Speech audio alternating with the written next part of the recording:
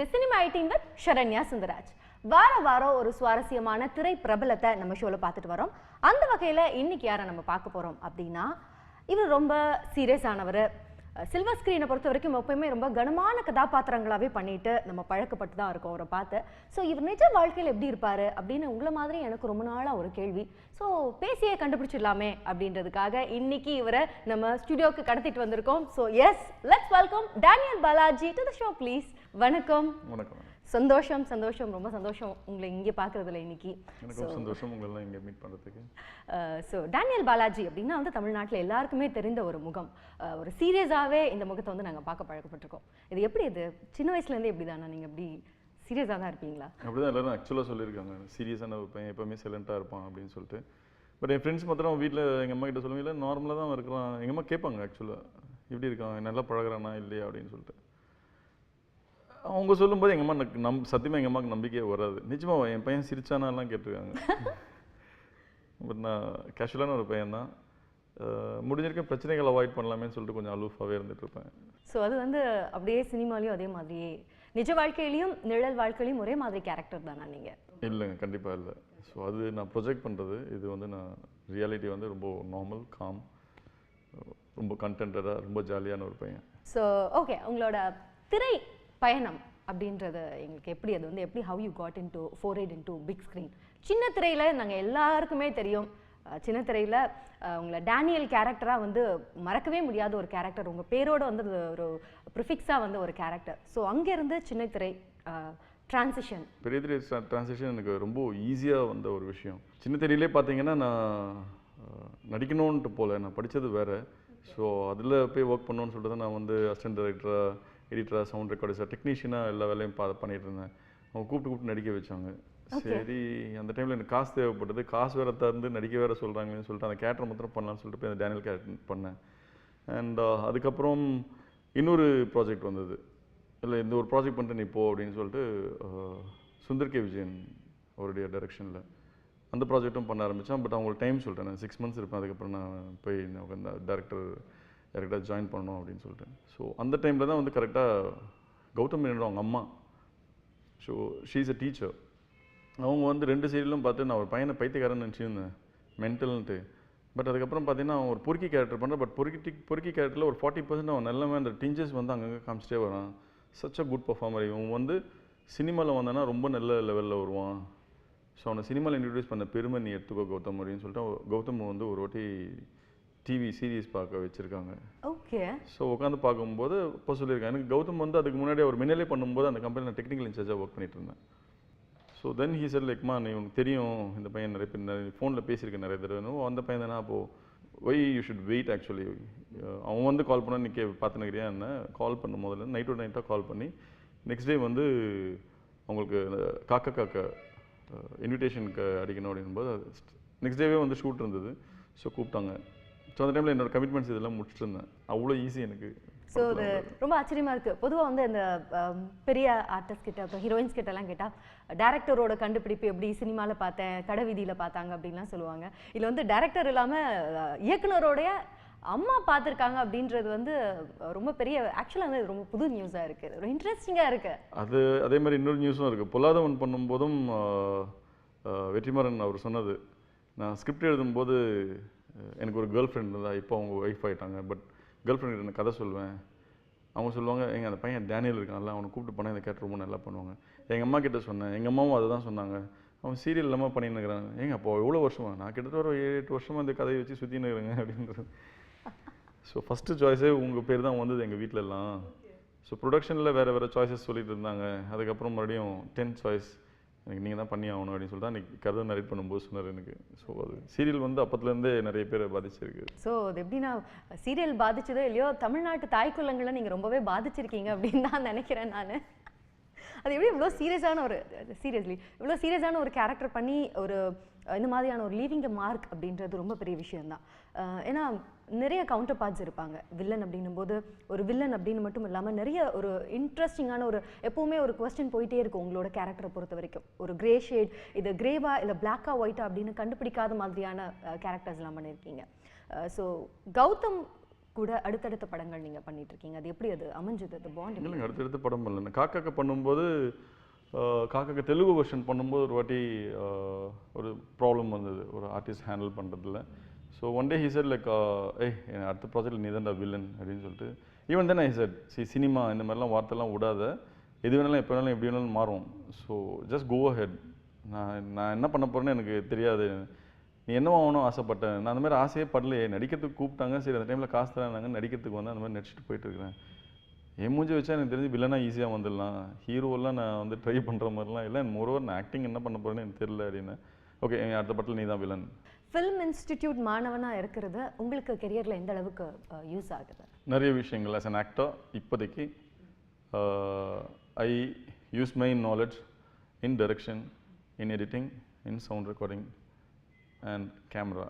அது லென்ஸ் கூட நான் சில நேரத்தில் என்ன லென்ஸ் அப்படின்னு கேட்பேன், டக்குன்னு ஏதாவது பதில் சொல்லுவாங்க. ஸோ அந்த லென்ஸுக்கு தான் நடிப்பேன் நான். லைட்டிங்.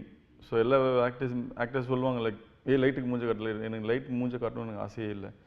அதில் பாதி மூஞ்சி தெரிஞ்சால் கூட அதில் பர்ஃபார்ம் பண்ணணும்னு பார்ப்பேன்.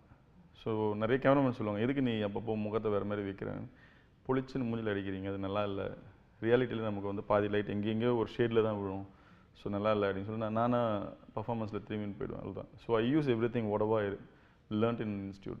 ஸோ வேட்டையாடு விளையாட உலக நாயகனோட படம் அப்படின்னு இருக்கும்போது எப்படி இருந்தது? How did it happen to you? அதில் முக்கியமாக கௌதம் வந்து ஒரு புதுமையான ஒரு கேரக்டரை கொடுத்துருந்தார் அப்படின்னு தான் சொல்லணும். என்கிட்ட முதல்ல ஸ்டோரிலாம் சொன்னாங்க, இந்த கேரக்டர் இந்த மாதிரி வைக்கலாம் அப்படின்னு சொல்லிட்டு பேசிட்டு. ஆக்சுவலாக அது ஸ்டோரி எழுத ஆரம்பிக்கும் போது it is 3 people, 3 friends from one school. ஸோ அப்படி தான் இருந்தது. And we couldn't find the third person. So நானே வந்து ஆர்டிஸ்ட் செலெக்ஷனில் போய் உட்காருவேன். 3 பேர் ஆக்சுவலாக. ஆமாம், 3 பேர், 3 பசங்க ஒரு ஊரில் இருந்து இந்த மாதிரி கொலை பண்ணிட்டு சுற்றிட்டு இருந்தாங்க. ஒருத்தனுக்கு வந்து ரேப் பண்ணுறதுன்னா ரொம்ப பிடிக்கும், இன்னொருத்தருக்கு வந்து டே கொலை பண்ணணும், இப்படி பண்ணணும் அப்படி பண்ணணும் அப்படின்னு சொல்லிட்டு. 3வது ஒருத்தன் ஃபுல்லாக மாஸ்டர் மைண்ட் அவன் பண்ணுவான் க்ளீனாக, இது இப்படி பண்ணால் இப்படி பண்ணால் நல்லாயிருக்கும், மாட்ட மாட்டோம் அப்படின்னு சொல்லிட்டு. அந்த கேரக்டர் நான். ஸோ இந்த மாதிரி தான் வந்து பிளான் பண்ணியிருந்தாங்க. இன்னொரு கேரக்டருக்கு வந்து நாங்கள் கிட்டத்தட்ட ஒரு 25-30 பேர் வந்து ஆடிஷன் பண்ணோம். எல்லாருமே சீன்ஸ் கேட்பாங்க. ஸோ சீன் போது நம்ம 3 கேரக்டர் இந்த மாதிரி ப்ளே பண்ணுறேன்னு சொல்லிட்டு நான் என் கேரக்டர் நான் சரி சும்மா தானே இருக்கிறோன்னு சொல்லிட்டு நானும் உட்காந்து ப்ளே பண்ணுவேன். ஒவ்வொரு தடவை மாற்றி மாற்றி பண்ணிகிட்டு இருப்பேன். அண்ட் எல்லாருமே வந்து சொல்லிட்டு போனது வந்து டேனியல் பண்ணுற கேரக்டர் நான் பண்ணுறதா தான் பண்ணுறேன், இல்லைனா பண்ண மாட்டேன் அப்படின்னாங்க. So Gautham one day he decided like எதுக்கு அந்த மாதிரி எல்லோரும் சொல்லிட்டு போகிறாங்க, காக்காக்க பண்ணும்போது நான் என்கிட்ட வந்து அந்த அந்த கேரக்டர் நான் பண்ணுறேன்னு சொல்லிட்டு இருந்தாங்கடா எல்லோரும். I don't know something fishy. Okay, அந்த 3வது கேரக்டரே தேவையில்லைன்னு சொல்லிட்டு 2 பேர். அப்புறம் 2 பேர்னா இப்படி என்ன மாதிரி ஃப்ரெண்ட்ஸு அப்படின் போது it just like that it evolve. So இந்த மாதிரி வச்சுக்கலாம், அந்த மாதிரி வச்சுக்கலாம். பட் ஆஸ் பர் த அப்போதைக்கு டிசைட் பண்ணுறோம். Okay, they can be like 2 K friends. So சின்ன வயசுலேருந்து ஒரு ஐடியாலஜி 2 பேரும் ஒன்றாவே இருந்து அந்த அன்பில் அப்படியே ஒன்றா போகிறாங்கன்ட்டு. It happened like one scene, I have to rape a girl. So then I asked Gautam, this guy is a gay and he has a boyfriend. Maybe that boyfriend is a bi and அவன் rape பண்ணுறான்னு சொல்லிட்டு அவனுக்கு help பண்ணுற மாதிரி இது வரைக்கும் கரெக்டாக இருந்தது. பட் இந்த சீனில் நான் ஏன் ரேப் பண்ண இல்லைடா, அது கதை பிரகாரம் பண்ணுறேன், வில்லன்னா இந்த மாதிரிலாம் பண்ணணும். ஸோ கிளிஷேடாக சில விஷயங்கள் இருக்கணும். ஸோ அப்புறம் நாங்களே ரீசன் நோட் பண்ணிக்கணும். இவனுக்கு பிடிக்கலன்றதுக்காக அவ்வளோ பங்கப்படுத்தணுன்றதுக்காக ஏதோ பண்ணான், இன்ட்ரெஸ்ட் இல்லாமல் கூட அவன் பங்கப்படுத்தணும்னு சொல்லிட்டு பண்ணான்ற மாதிரி தான் அந்த ப்ளே இருக்கும். அது அவன் குரூரமாக வந்து இது பண்ணுவான், ரசிச்செல்லாம் பண்ணிட்டு இருக்க மாட்டான், வெட்டுவான், கத்தி எடுத்து வெட்டுவான் அப்படின்னு சொல்லிட்டு அந்த சீனை நான் ப்ளே பண்ணிட்டு இருந்தேன். தயவு செஞ்சு நீங்கள் அந்த மாதிரி விஷயத்தெல்லாம் நீங்கள் சொல்லாதீங்க. உங்கள் முகம் ஏற்கனவே எனக்கு ரொம்ப பயமாக இருக்குது, நீங்கள் அந்த மாதிரி குரூரமாக அப்படிலாம் சொல்லும்போது எனக்கு இன்னும் படப்படன்னு வருது.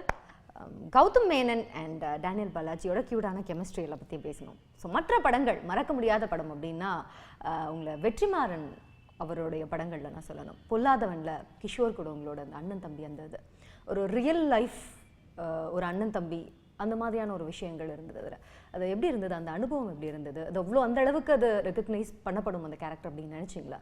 கண்டிப்பாக நினச்சேன். ஏன்னா அது நாங்கள் கதை பேசினதே வந்து நைட் 12:30 மணிலேருந்து 2:30 மணி வரைக்கும் உட்காந்து கதை பேசிட்டு இருந்தேன். ஏன்னா அவர் ஷூட்டிங்கில் பிஸியாக இருந்தார்.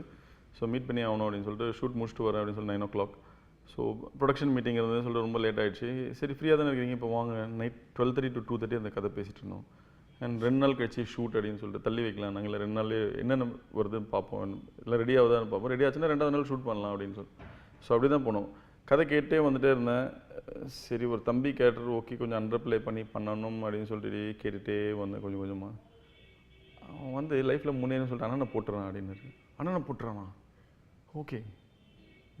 அதுக்கப்புறம் கதையே This I கேட்கல want. அதுக்கப்புறம் கதையே கேட்கல நான் என்னங்க அதெல்லாம் விடுங்க அதுக்கப்புறம் ஜாலியாக போவோம் கதை என்னங்க சொல்கிறீங்க அண்ணனையே போட்ட லெவலில் ஒரு பரவாயில்ல வாங்க அப்படி ஸோ அப்படி தான் ஜாலியாக இறங்கி பண்ண கேட்டது கேட்கும்போதே தெரியும் அண்ட் அவர்கிட்ட ஒன்று கேட்டேன் அழகாக சொல்கிறீங்க இந்த பக்கம் ஒருத்தன் அந்த பக்கம் ஒருத்தன் எப்படி பேரலில் ரெண்டும் போகுது ஃபைனலாக படம்னு வரும்போது நிறைய பிரச்சனைகள் வரும் ஐயோ தனியாக அந்த ஒரு கேரக்டர் இது தனியாக அந்த கேரக்டர் மாற்றிடுவீங்க எடிட்டில் தூக்கிடுவீங்க இல்லை நான் என்ன ஸ்கிரிப்ட் பண்ணிக்கணும் அந்த ஸ்கிரிப்ட் தான் எல்லோரும் பண்ணுறோம் அதே தான் பண்ணார் வெற்றிமாறன் சார் அவங்களுடைய படம் இப்போ அடுத்ததாக வட சென்னையிலையும் பண்ணிட்டு இருக்கீங்க இல்லை ஆடுகளத்தில் நான் பண்ணியிருக்கணும் ஆக்சுவலாக ஸோ பொல்லாதவன் முடிச்ச ஆடுகளும் ஒரு பண்ணும்போது அந்த வயசான கேரக்டர் ஒரு 45 இயர்ஸ்னு வச்சுப்போம் ரொம்ப வயசில் ஒரு 45 இயர்ஸ் கொஞ்சம் உடம்பு ஏற்றிக்கோங்க உங்களுக்கு 25 இயர்ஸில் ஒரு ஒய்ஃப்ன்ற லெவலில் அந்த பொண்ணை வச்சுப்போம் அந்த சின்னதாக சந்தேகம் அது இதோட சேர்ந்து கரெக்டாக போயிடும் நல்லாயிருக்கும் பண்ணுங்க அப்படின்னாரு பட் நான் ஸ்டோரி ஃபுல்லாக கதை கேட்கும்போது எனக்கு என்னமோ நான் பண்ணால் அது ஓகே ஒருத்தன் வேணும்னு நடிக்கிறான்ற மாதிரி தெரிஞ்சிடும் ஸோ யாராவது நிஜமே வயசான ஆள் போட்டு பண்ணுங்க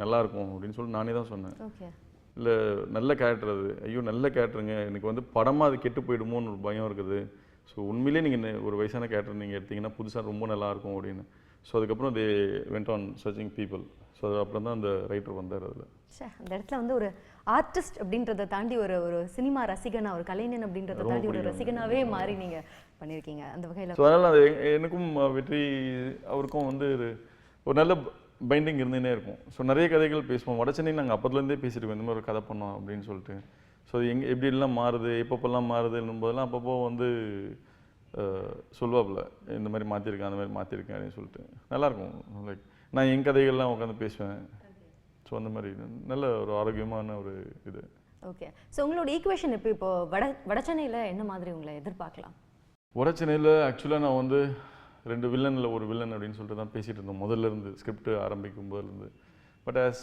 story evolve there is another character know like ஒரு வெயிட்டாக ஒரு கேரக்டர் ஒன்று அது வில்லன் இல்லை ஏன் நீங்கள் எப்போவுமே வில்லன் நீங்கள் பெர்ஃபார்ம் பண்ணி பார்க்குறீங்க ஆஸ் அன் ஆக்டர் நீங்கள் வந்து தட் வாவ் பெர்ஃபார்மன்ஸ் நீங்கள் இதில் கொடுக்கலான்னு நீங்கள் ஃபீல் பண்ணிங்கன்னா நல்லாயிருக்கும் அப்படின்னு சொல்லிட்டு ஒரு கேரக்டர் அதில் ப்ளே பண்ணுறதுக்கு நிறைய சீன்ஸ் இருக்குது அண்ட் எல்லாத்தையும் மீறும் ரொம்ப சட்டிலாக இருக்கணும் இன்னும் இதை விட பெரிய சந்தன போட்டு பெரிய குங்குமம்லாம் வச்சுக்கிட்டு அழகாக ஒரு 45 இயர்ஸ் அப்படின்ற இதில் கொஞ்சம் ஒரு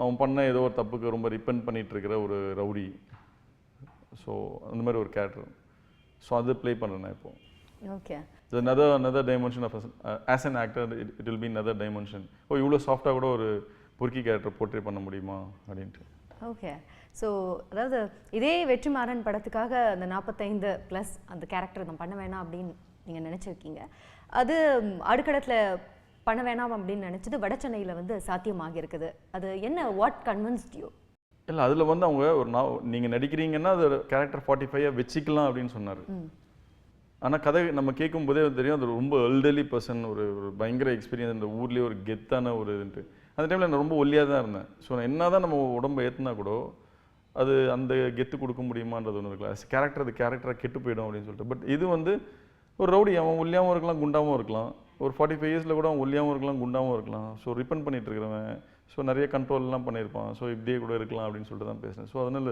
இந்த கேரக்டர் நான் ஓகே அப்படின்னு சொல்லிட்டு ஒத்துக்கிட்டேன் பிட்டிங் அலாங் வித் தனுஷ் அப்படின்றது பொல்லாதவனில் மறக்க முடியாத ஒரு ஒரு 2 எதிரும் புதிருமா இருந்தீங்க இதில் அதே மாதிரி எதிர்பார்க்கலாமா இதில் வந்து உங்கள் ஈக்குவேஷன் எப்படி இருக்கும் தனுஷோட உங்களோட ஈக்குவேஷன் எப்படி ஆல்மோஸ்ட் சேம் நோ லைக் பொல்லாதவனில் அது தனித்தனியாக ஒரு கேரக்டர்ஸாக வரும் கடைசியில் வந்து ஜெல் ஆவாங்க as a hero and villain இதில் ஸ்டார்டிங்லேருந்தே 2 பேரும் ஜெல்லியே தான் இருப்பாங்க ஒன்றாவே போயிட்டே இருக்கும் அவருக்கு தனியாக ஒரு மென்டாலிட்டியில் ஒரு ப்ளே போயிட்டே இருக்கும் நான் என்னுடைய ஒரு இதில் ஒரு ப்ளே போயிட்டே இருக்கும் ஸோ இந்த 2 ப்ளே வந்து எங்கே கிளாஷ் ஆகுது அப்படின்னு சொல்லிட்டு வரும் ஸோ அந்த கிளாஷில் என்ன ஆகுதுன்றது தான் அது ஃபில்ம் மேக்கிங் அப்படின்னும் போது உங்களை நீங்கள் மற்ற டிரெக்டர்ஸோட படங்களில் நடிச்சிருந்தாலும் உங்களை எப்போவுமே வந்து கௌதம் மேனன் அண்ட் வெற்றிமாறன் படங்களில் அப்படின்ற மாதிரி தான் வந்து மனதளவில் பதிஞ்சிருக்கீங்க அதிகமாக பதிஞ்சிருக்கீங்க ஸோ இவங்க 2 பேருக்கும் வந்து டிஃப்ரென்ஷியேட் பண்ணணும் அப்படின்னு எப்படி சொல்லுவீங்க மேக்கிங் ஃபில்ம் மேக்கிங்கில் இவங்க 2 பேருக்கான கான்ட்ராஸ்ட் எப்படி இருக்கும் கௌதம் அவரது பார்த்தீங்கன்னா இன்னும் like most of his stories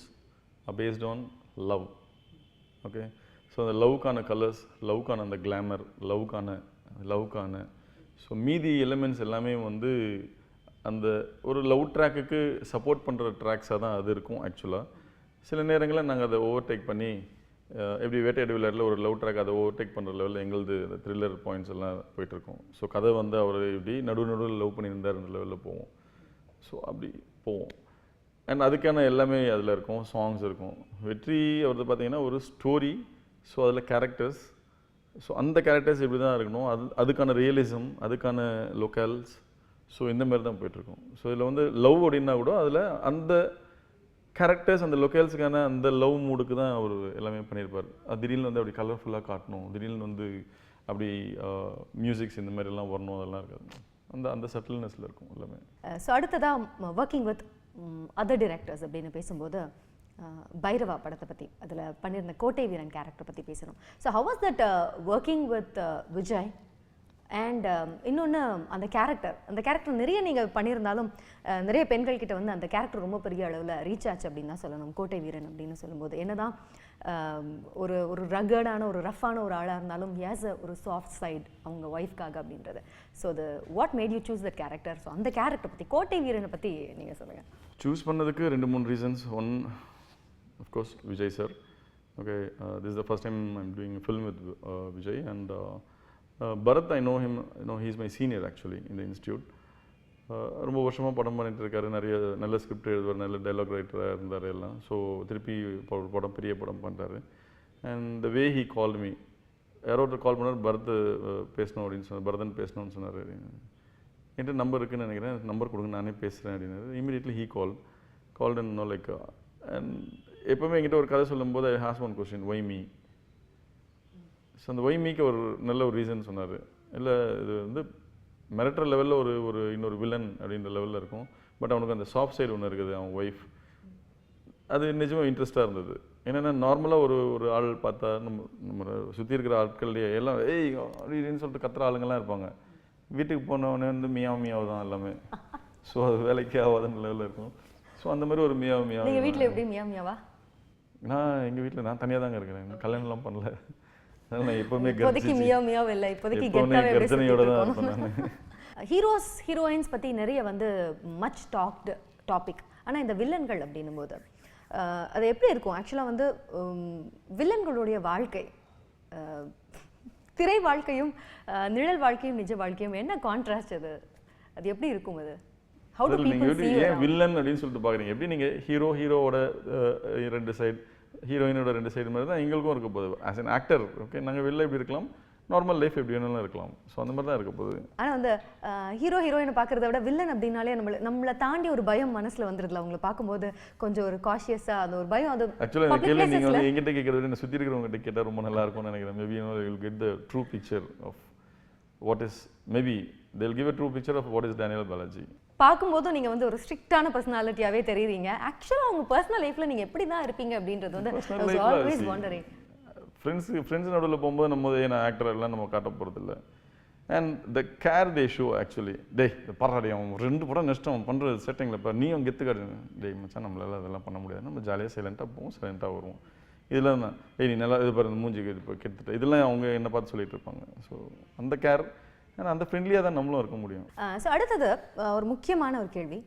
இப்போ இருக்க வில்லன்கள் அப்படின்றது, அந்த காலத்தில் தமிழ் சினிமானா தமிழ் வில்லன்கள், தெலுங்கு சினிமானா தெலுங்கு வில்லன்கள் அப்படின்னு அந்த நடிகர், அந்தந்த பிராந்திய நடிகர்களே நடிச்சிட்டு இருந்த காலம் அப்படின்றது மாதிரி இப்போ வந்து ஒரு பெரிய பட்ஜெட் படம் அப்படின்னாலே வந்து வெளி மாநிலங்களிலிருந்து, வேற்று மொழிகளிலிருந்து நடிகர்களை வரவழைக்கக்கூடியது அப்படின்றது ஒரு ட்ரெண்ட் ஆகிட்டு இருக்கு. ஸோ அந்த ட்ரெண்டை நீங்கள் எப்படி பார்க்குறீங்க? அது எந்த அளவுக்கு ஆரோக்கியமானது அப்படின்னு நினைக்கிறீங்க? டிஃப்ரெண்ட்டாக இருக்கணும், புதுசாக இருக்கணும் நம்ம படங்களில் அப்படின்றது தான் வந்து எல்லோருடைய ஆசை, ஓகேங்களா? ஒரே மூஞ்சை காட்டக்கூடாது, ஒரே மூஞ்சு இருக்குன்ட்டு. அண்ட் இது நீங்கள் கேட்ட கேள்வியில் இருக்கிற ஒரு அண்டர் கரண்ட்டில் ஒரு கேள்வி இருக்குது. நிறைய பேர் வெளிலேருந்து நடிக்க வர்றாங்களே, அப்போ நீ என்ன பண்ணுவ அப்படின்றதும் இருக்குது, ஓகேங்களா? நான் பேசிக்காக நடிக்கிறதுக்குன்னு நான் வரலன்றதுனால நான் அதை பற்றி நான் கவலைப்பட போகிறதில்ல. அண்ட் படம்னு ஒரு பண்ண ஆரம்பிக்கும் போது நமக்கு யாரெல்லாம் ஆக்டர்ஸ் இருக்கிறாங்க, ஓகே, இப்போ என் ஃப்ரெண்ட்ஸே வந்து எனக்கு தெரிஞ்ச பசங்க, நான் கதை சொல்கிற ஒரு வாட்டி கேளு, யார் ஹீரோ, யார் வில்லன், யார் ஹீரோயின், இதெல்லாம் நானே கேட்பேன். வில்லன் நீ அதெல்லாம் எனக்கு தெரியாது, கதை சொல்லு, அதுக்கப்புறம் டிசைட் பண்ணுவான் அந்த கேரக்டருக்கு ஏற்ற மாதிரி வில்லன் யார் இருப்பான், இந்த மாதிரி தான் பேசுவேன். ஸோ அதனால் எனக்கு அது அவுட் ஆஃப் கொஸ்டின். ஸோ வெளியிலேருந்து யாராவது வந்து நடிக்கிறாங்க எப்படி இருக்கும்னு, நடிக்கலாம். நல்லா நடித்தாங்கன்னா அவங்க இங்கே சஸ்டெயின் ஆவாங்க, நல்லா நடிக்கலைன்னா திருப்பி அவங்க ஊருக்கு போக போகிறாங்க, அவ்வளோதான். ஸோ உங்களுடைய இப்போதைய ப்ராஜெக்ட் இமீடியட் ப்ராஜெக்ட்ஸ் வடச்சென்னையை தவிர்த்து வேறு என்னெல்லாம் பண்ணிட்டு இருக்கீங்க? இல்லை வடச்சென்னை தான் ஆக்சுவலாக நான் லாஸ்ட் இயர் சைன் பண்ணதில் கடைசியாக பண்ணிகிட்டு இருக்க படம். இது எல்லாமே முடிச்சிட்டேன். மாயவன் ரிலீஸ்க்கு ரெடியாக இருக்குது. ஒரு நல்ல இன்ட்ரெஸ்டிங் கேரக்டர் அதில். அண்ட் உல்டான்னு ஒரு படம், ஃப்ரெண்ட்லி கெஸ்டர், ஃப்ரெண்ட்ஸ் எல்லாம் சேர்ந்து பண்ணுறாங்க, மச்சான் எனக்காக கொஞ்சம் பண்ணேன் அப்படின்னா ஒரு கேமியோ ரோல் பண்ணேன். அப்புறம் 88 ஒரு படம், டாக்டர் ராஜசேகருடைய ரிலேட்டிவ் யாரோ ஒரு டைரக்ட் பண்ணுறாரு அப்படின்னு சொல்லிட்டு. It's a commercial film.